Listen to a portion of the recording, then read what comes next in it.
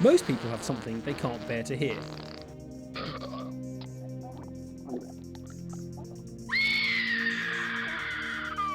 In many cases, that's down to emotional connections. People associate the noise with an unpleasant experience, and that's what makes their skin crawl.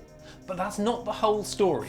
Some noises are just physically excruciating, whether they remind you of anything or not.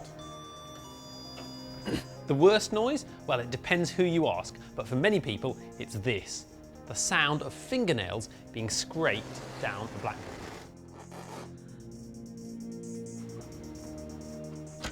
We've got a particularly nasty recording of it and a sound engineer to help us investigate. Okay, here it is. So what makes it so nasty to listen to? Well, the noise has two main features. The first is that scratchy sound. Many people find that quite chilling. The second thing is the pitch. It's pretty high, and you can see that on this audio spectrum. It peaks right up there at 2000 Hz and again near 4000 Hz. So which part do people hate the most?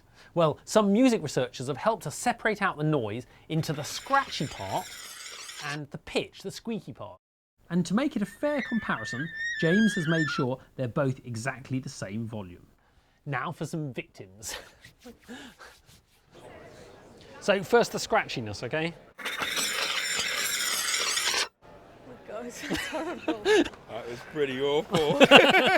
Okay, so most people find that pretty unpleasant. But what about the squeakiness, the pitch? Yeah, my girlfriend here, she'd be like that. But, Ow!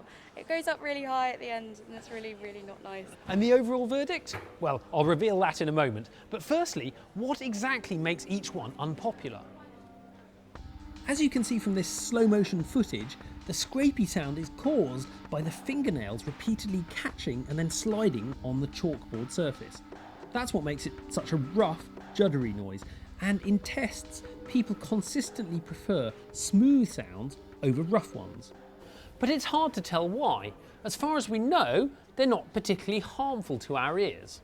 High-pitched sounds, however, can be harmful at much lower volumes, and that's because of the shape of our ear canal. It works a bit like this glass bottle. When you blow over it in the right way, the air inside the bottle resonates. It starts to vibrate at a certain frequency, making a sound that grows and grows in volume. Now, your ear canal, just here, acts basically like the inside of that bottle. But a bottle's quite big, and so its resonant frequency is pretty low.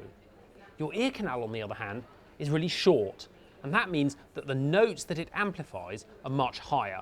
In fact, they're between about 2000 and 4000 Hz. That's the same as our blackboard noise. So our ears are inherently sensitive to these frequencies. A good reason for people to dislike them. But it's still unclear why people tend to find blackboard noise worse than a lot of other high-pitched noises. Some scientists have proposed that certain screeching noises sound similar to screams.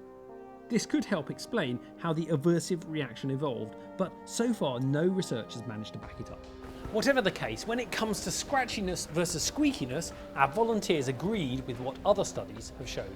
Screechiness was much worse than scratchiness. Squeaky one is just gets in your brain a little bit. The second one, the squeaky one. But it's when you put both of them together that you get that perfect storm that really makes people cringe.